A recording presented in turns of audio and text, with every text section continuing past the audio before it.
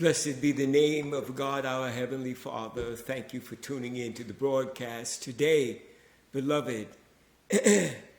And we praise the name of Jesus Christ, our Savior. He is our Lord and our God, and in His Word, in His doctrine and His teaching,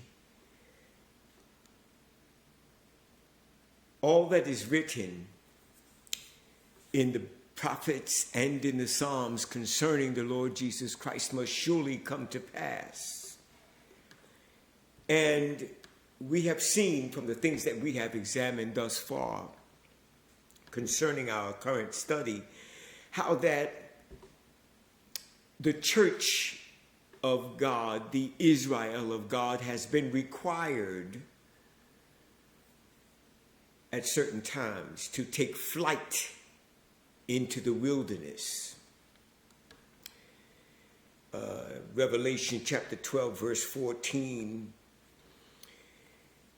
And to the woman were given 2 wings of a great eagle, that she might fly into the wilderness, into her place, where she is nourished for a time and times and half a time from the face of the serpent. And we have learned from the Word of God that this has occurred concerning God's people. Sometimes it was the entire congregation of the people of God that had to take flight into the wilderness. And we have also considered certain things in Scripture that let us take a look at how that individually certain saints had to take flight into the wilderness and to be nourished by God in the wilderness as He shielded them from the face of the serpent. So, in returning to Zechariah chapter 14 and verse 5, Zechariah chapter 14 and verse 5,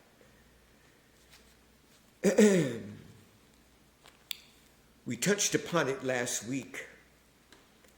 It reads this way, Zechariah chapter 14 verse 5, and ye shall flee into the valley of the mountains. This is a record of the future event which will unfold. And at that time, the church of God, the Israel of God, the sons and daughters of God, God's people, will have to take flight into the wilderness yet again, this time into the valley of the mountains. For the valley of the mountains shall reach unto Azal, yea, ye shall flee, like as ye fled from before the earthquake in the days of Uzziah, king of Judah. And the Lord my God shall come, and all the saints with thee. The saints of God will come with the Savior when He returns to receive unto Himself those that are His, and to execute vengeance and judgment in all of His righteous indignation, in all of His wrath and fury upon the assemblies, the wicked, the floods of ungodly men, the nations of all the world who have rejected Him and refused to obey the gospel of God.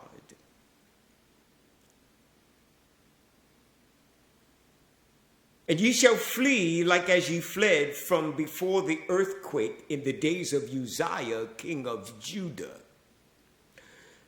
In reading 2 Chronicles chapter 26, all of it,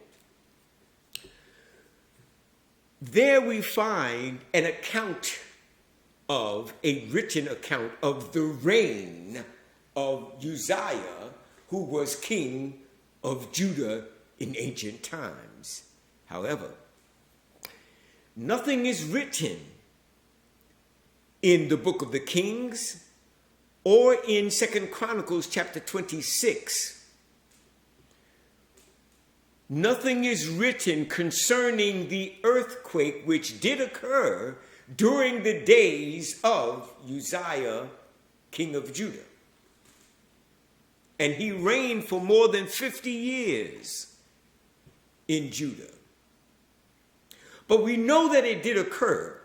There was an earthquake that happened in the earth, in the land of Israel, and the people of Israel fled from before that earthquake. It must have been an awful earthquake, and it must have been a dreadful and terrifying experience for the people of Israel. But it is not recorded in any place in Scripture where we read about the accounts of Uzziah, king of Judah, and his reign. But it did happen. That earthquake took place, as it is plainly laid out in Zechariah chapter 14 and Amos chapter 1 and verse 1. Consider this. Amos chapter 1 and verse 1.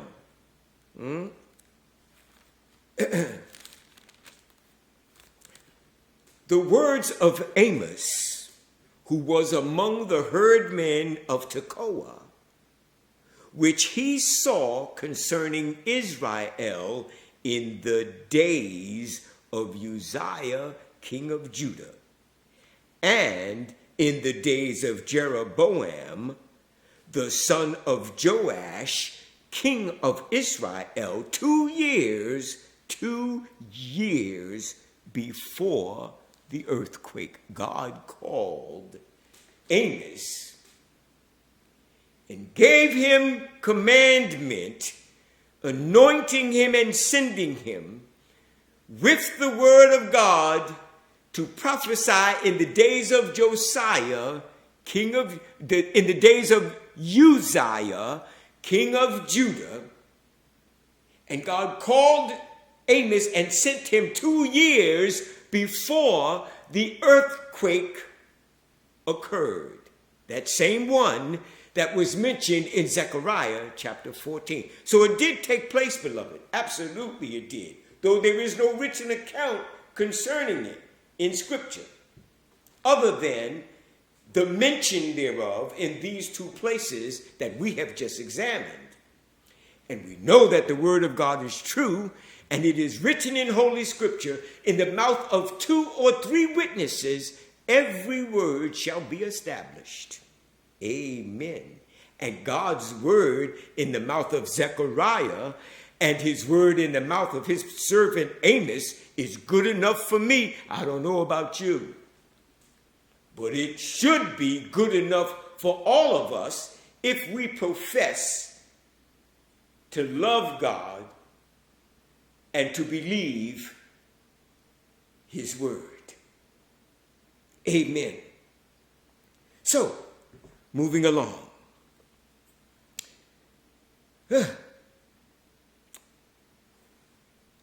Revelation chapter 12 and verse 6. Revelation chapter 12 and verse 6. We will also consider certain things written in the Gospel of St. Matthew chapter 24. Revelation now, again, chapter 12 and verse 6. And the woman fled into the wilderness. This flight mentioned here in this verse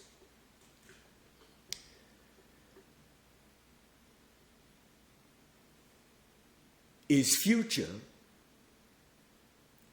It tells us very clearly about that flight that Zechariah mentioned. Amen. Thank you, Jesus. And the woman fled into the wilderness, where she hath a place prepared of God, that they should feed her there 1,260 days. Totaling that 1,260 days, or 60 days, is approximately the equivalent of 3.5 years, or 3 years and 6 months.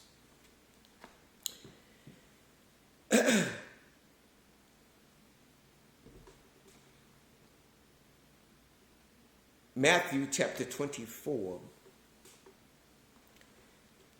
Matthew chapter 24. And we will look at verses 15 through verse 22. The Lord Jesus, in the gospel, also, because he is God Almighty, the Son of God, because he was and is that prophet that Moses did say would be raised up from among the people of Israel, the Hebrew people. Moses saying to Israel, a prophet like unto me shall the Lord thy God raise up unto you from among your brethren. Him shall ye hear.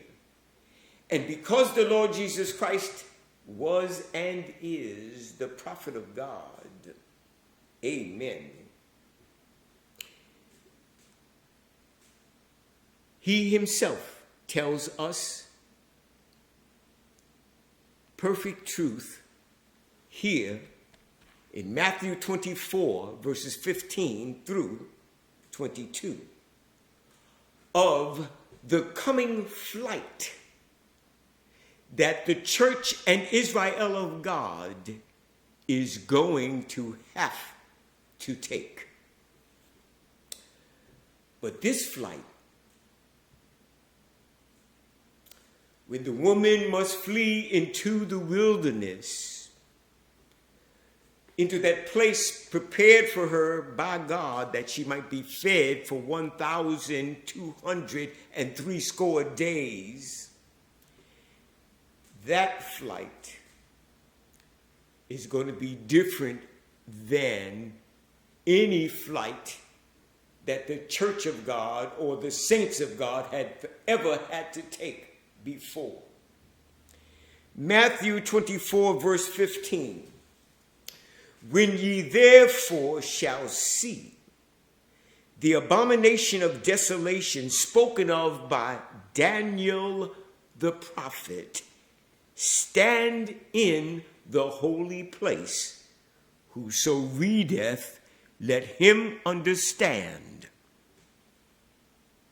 Because understanding comes from God, and God by his Spirit gives understanding to those men, women, and children on earth who have believed on the name of his Son, Jesus Christ, and have been born again of the Spirit of God. Well, they, in reading the Word of God, they, in being obedient to the Word of God, receive from God understanding of what is written.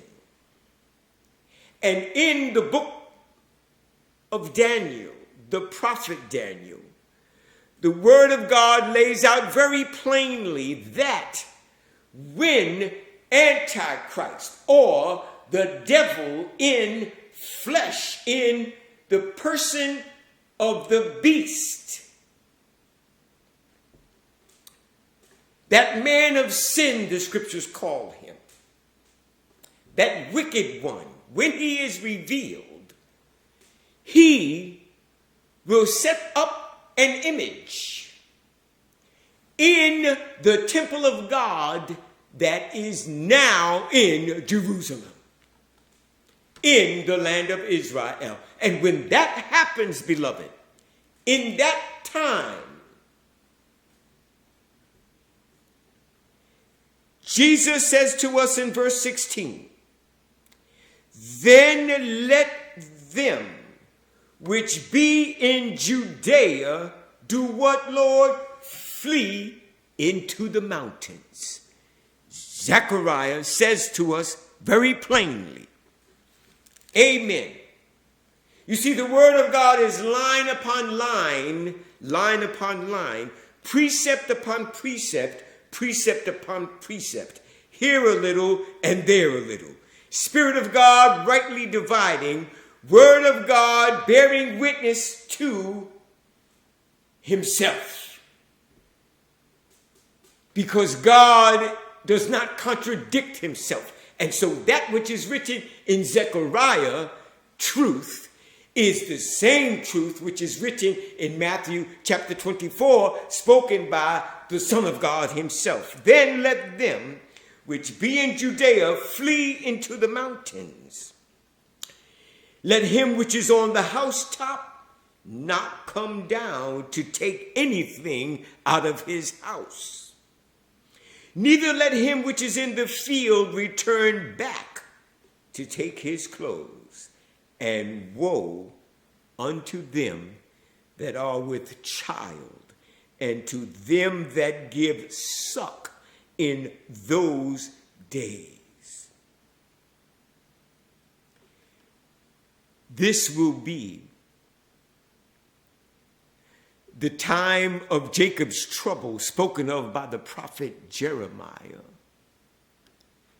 This will be the unfolding and the fulfilling of those things which are written in the prophets and in the Psalms, wherein the church of God, the people of God, natural Israel, and those from among the Gentiles who by faith in Jesus Christ have been grafted into the Israel of God.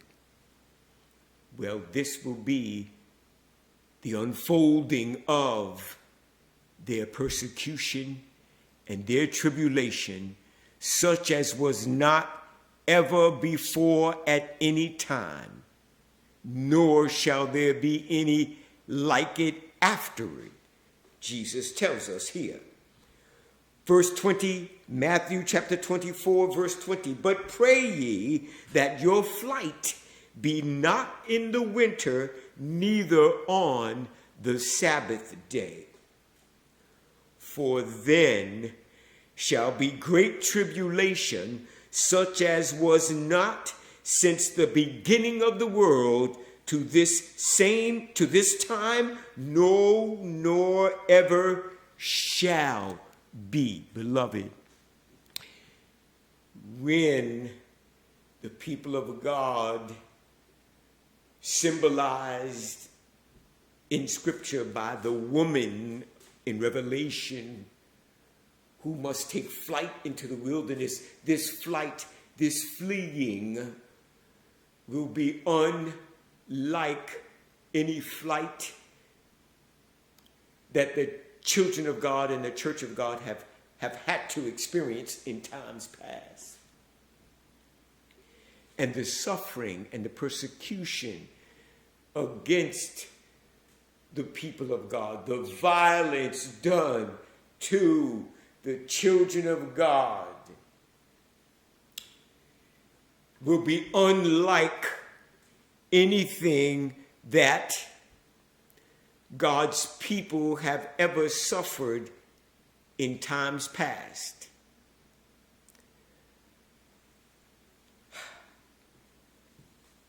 It will exceed the atrocities and the brutalization of the African people. which they experienced and do experience. It will exceed the brutalization and the persecution of the Jewish people under Hitler and during the time of the Holocaust. This tribulation that the Lord Jesus prophesied concerning, and all of the prophets of old through whom the Lord spoke similar words to indicate the time to come, which we are very rapidly approaching, beloved.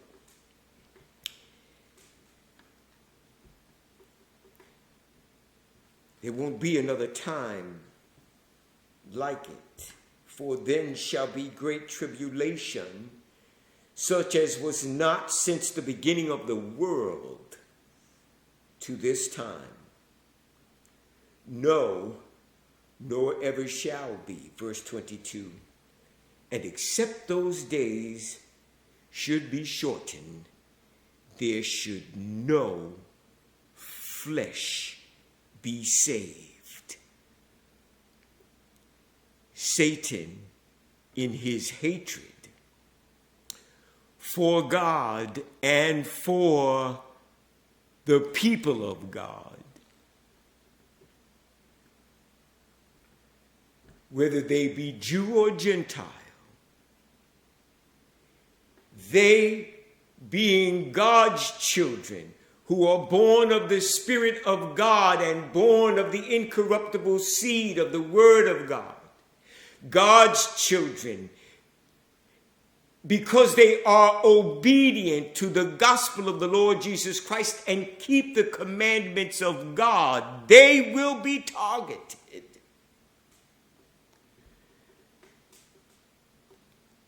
And violently persecuted by the adversary operating in his sons and daughters, all of the nations of the ungodly who do not know the Lord Jesus Christ.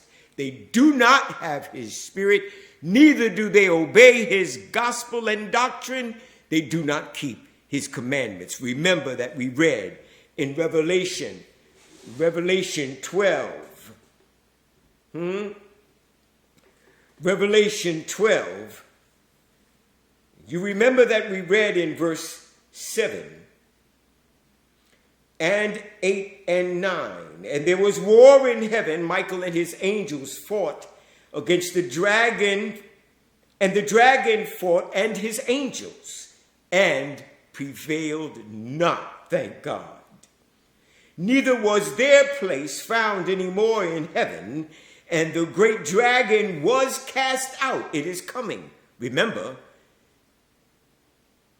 that now he and his angels are able to enter into the heavenlies, the outer reaches of heaven, to wage war against Michael and the holy angels. That war rages even now as we speak and study the word of God, beloved, which is why there is so much war and shedding of blood in the earth among men. And when the final battle is fought, I repeat, and the enemy is for all time finally cast down from heaven, never again allowed of God to enter into the outer reaches of heaven to engage the holy angels in warfare. Well, now, notice this. Verse 9, and the great dragon was cast out, that old serpent called the devil and Satan, which deceiveth the whole world. He was cast out into the earth, and his angels were cast out with him. Notice. Verse 13. And when the dragon saw that he was cast unto the earth, he persecuted. He persecuted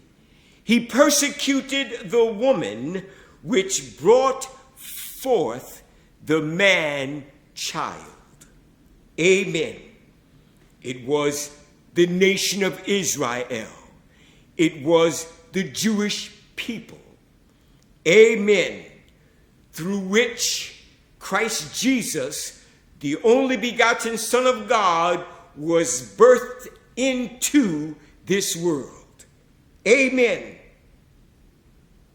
And the dragon, verse 17, was wroth with the woman, and went to make war with the remnant of her seed, which keep the commandments of God and have the testimony of Jesus Christ. Remember, beloved, that there will be a change of heart and mind among the Jewish people who currently, for the most part, do not believe on the Lord Jesus Christ, and they do not know him. In their blindness of heart, which God has suffered to take place, in their blindness of heart to who the Lord Jesus is to them and to all men,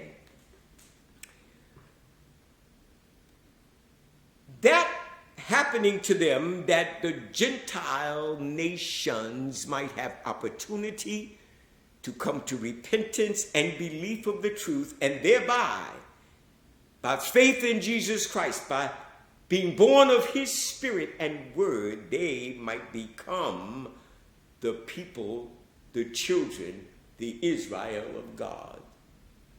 And it shall be said unto them which were not my people, ye are the children of the living God, according as it is written. But notice now, in Zechariah chapter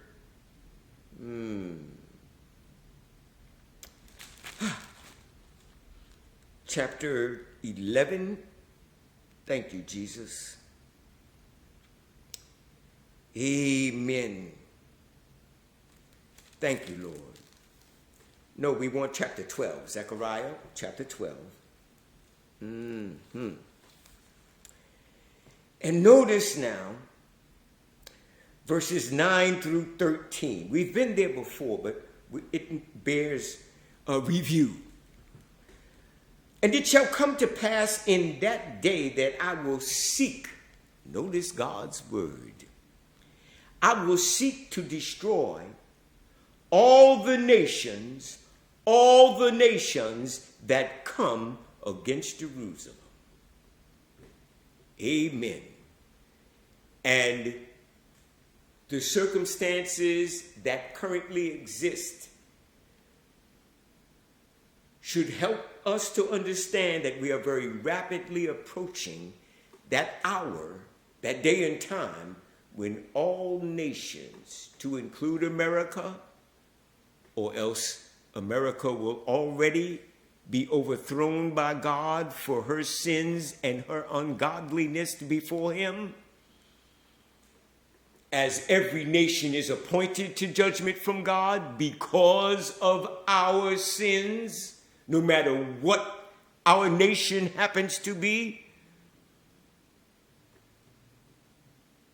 The hour is coming when all nations will be gathered together against Jerusalem, Satan moving them, spirit of Antichrist operating in the floods of ungodly men, women, and children. And there will be a global effort to annihilate all of the Israel and Church of God. And except those days should be shortened, Jesus said, and it is written, there should no flesh be saved. And it shall come to pass, we're reading Zechariah chapter 12, verse 9. And it shall come to pass in that day that I will seek to destroy all the nations that come against Jerusalem. And I will pour upon the house of David and upon the inhabitants of Jerusalem the spirit of grace and of supplications. Beloved, when Israel is surrounded by all of the enemy nations, and undergoing great persecution and tribulation, brutally slaughtered and destroyed, taken into captivity and dragged off into foreign lands, there to be mistreated and brutalized. God, in his loving kindness towards natural Israel,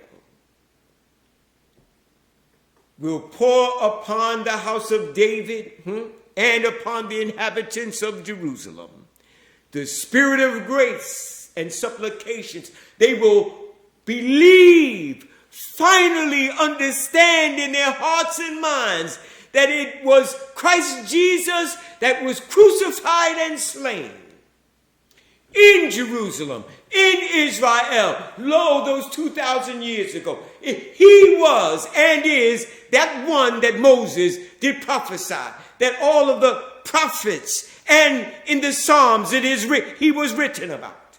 They will understand. That will happen as they are going through, as the church of God is going through great tribulation, great persecution and suffering, beloved, such as has not ever been before, the Lord said to us. And they will understand who Jesus Christ was and is to them. I will pour upon the house of David and upon the inhabitants of Jerusalem the spirit of grace and supplications, and they shall look upon me whom they have pierced, and they shall mourn for him as one mourneth for his only son, and shall be in bitterness for him as one that is in bitterness for his firstborn. In that day there shall be a great mourning in Jerusalem, as the mourning of Hadad-rimmon and in Hadad-rimmon and in the valley of Megiddon. And the land shall mourn, every family apart, the family of the house of David apart, and their wives apart, the family of the house of Nathan apart, and their wives apart, the family of the house of Levi apart, and their wives apart, the family of Shimei apart, and their wives apart, all the families that remain, every family apart, and their wives apart. Beloved, such will be the tribulation and the persecution and the grief and the suffering of those times, that among the people of God, those who have spouses will be far too preoccupied with prayer and fasting and weeping to God and calling upon him and turning to the Lord Jesus Christ. There won't be any conjugal visitation and time spent between the husbands and wives among God's people at a time of warfare, violent persecution, and tribulation against them. There will be mourning and weeping and crying out to God and looking unto him, asking him for mercy and deliverance and salvation from the suffering and the torment of the hour.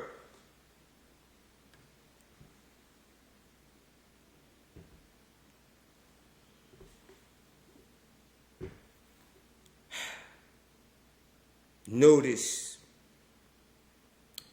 Micah chapter 7, verses 14 through 17.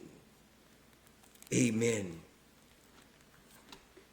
So that flight, which is yet before the church of God, which is what yet before the Israel of God,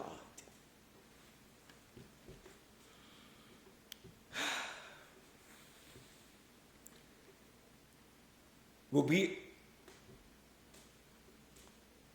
a time unlike any other that has ever been.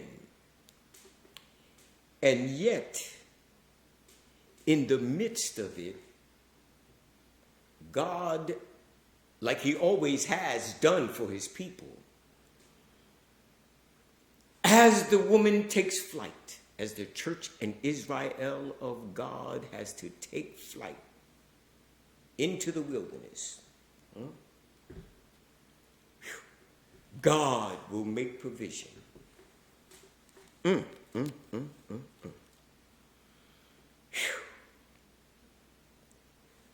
Feed thy people with thy rod, the flock of thine heritage, which dwells solitarily in the wood in the midst of Carmel. I'm reading from Micah, the book of the prophet Micah, chapter 7, verse 14. Which dwells solitarily in the wood, in the midst of Carmel. Let them feed in Bashan and Gilead as in the days of old. That which hath been, it is that which shall be. And the thing that is done is that which shall be done. And there is no new thing under the sun. God is always the same. He doesn't change. He is the same God of love and mercy. He is the same God of infinite power and might.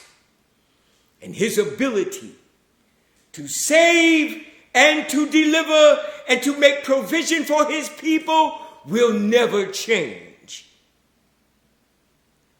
According to the days of thy coming out of the land of Egypt. Do you see this, beloved? Micah chapter 7, verse 15. According to the days of thy coming out of the land of Egypt, God bearing them on eagle's wings, he himself was the eagle's wings that they rode upon, taking flight out of Egypt into the wilderness, there to be fed by God with manna from heaven and with the word and commandment, the bread of God in his law and statutes, his ordinances that he spoke to them, wrote for them, and gave to his people, feeding them spiritually, sustaining them physically. Every need met, because he's that kind of God. According to thy day, to the days of thy coming out of the land of Egypt, will I show unto him marvelous things. Beloved, we're going to stop right there. We're going back to Zechariah chapter 14 and read verse 4.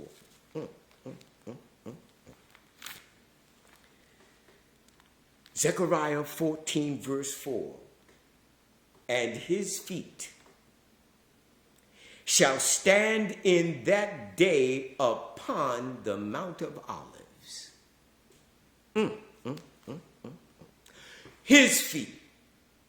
The Lord Jesus Christ, who is God, the Son of God, when he returns to execute vengeance upon the nations, the floods of ungodly men who have murdered and brutalized the sons and daughters of God, shedding their blood, dragging them, taking them prisoner, and dragging them into their countries and into their regions. Well, in the midst of that suffering, the Savior will come. Amen. And his feet shall stand in that day upon the Mount of Olives, which is before Jerusalem on the east. And when the Lord lights down upon the Mount of Olives, the Mount of Olives shall cleave in the midst thereof toward the east and toward the west. God is going to split the Mount of Olives, separating and dividing it like he did the waters of the Red Sea. And when he causes the earth to part open, the Mount of Olives to split in the middle, moving to the east and to the west, he will create a valley, an escape route, if you will, for the woman, the Israel of God, who have believed upon the name of the Lord Jesus. They shall see him whom they pierced, and mourn for him as one that mourneth for his only son.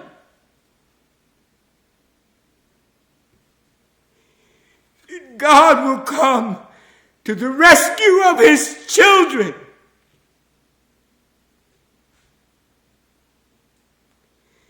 And the wicked won't win. Oh no.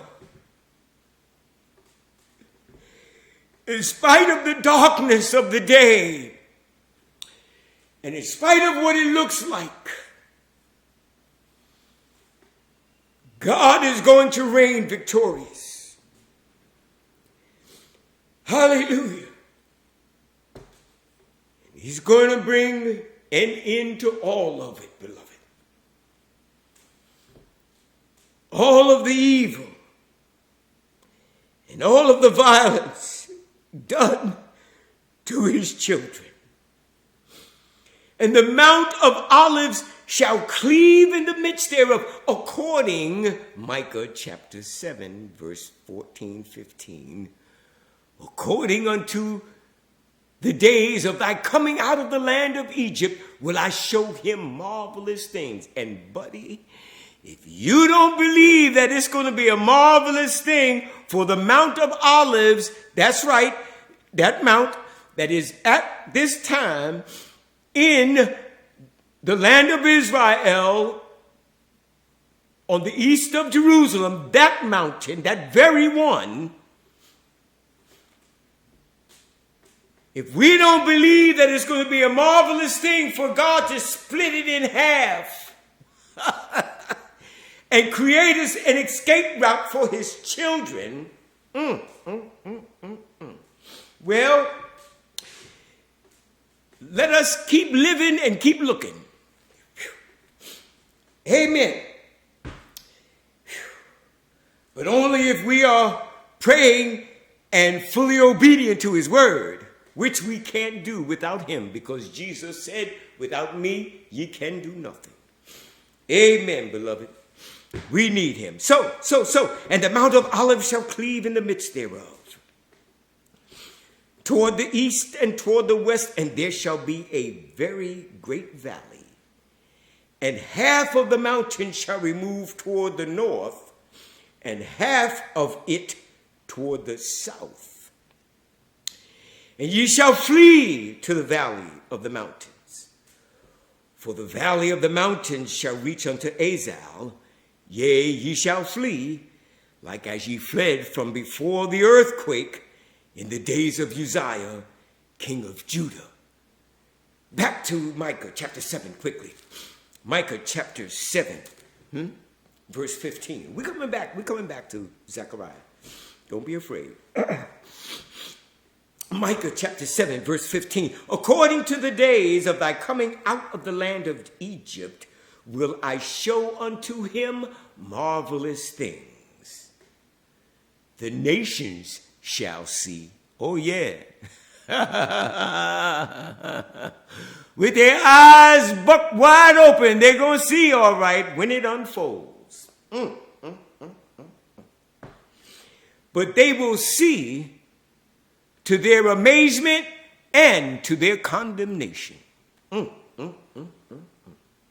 Because as they are looking upon him and dreading and fearing the very sight of him, he'll let them look upon him or at all that he is doing for a moment before he gives commandment for their eyes to consume away in their sockets. All of the nations of the ungodly, beloved, you want to be on the Lord's side. The nations shall see and be confounded at all their might. They shall lay their hand upon their mouth, and their ears shall be deaf.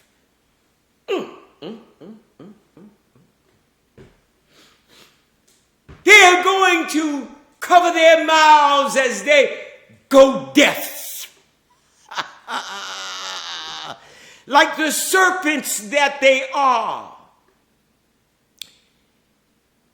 And it is written in the Psalms that as the deaf adder stoppeth her ear and will not hearken to the voice of charmers, charming ever so wisely. And their ears shall be deaf. They shall lick the dust like a serpent, because serpents are what they are. Satan's children. He's a serpent. And so are his sons and daughters. They shall move out of their holes like worms of the earth. They shall be afraid of the Lord our God, and shall fear because of thee. Thank you, Jesus, Lord. Going back quickly. Zechariah 14 once again.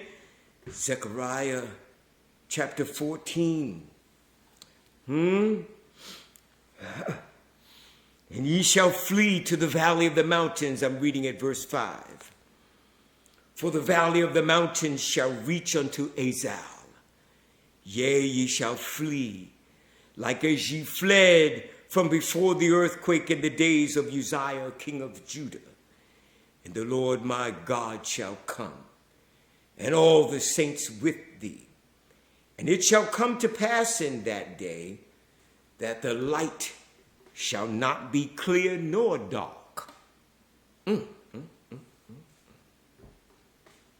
But it shall be one day which shall be known to the Lord. Not day nor night. But it shall come to pass that at evening time it shall be light. And it shall be in that day that living waters shall go out from Jerusalem, half of them toward the former sea, and half of them toward the hinder sea. In summer and in winter shall it be. And the Lord shall be king over all the earth in that day. There shall be one Lord, and his name one. Returning to Revelation. Revelation.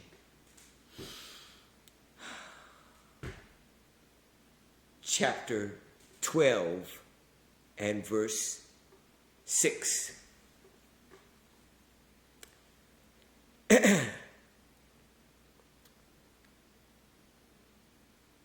Or rather, let's look at verse 13, okay?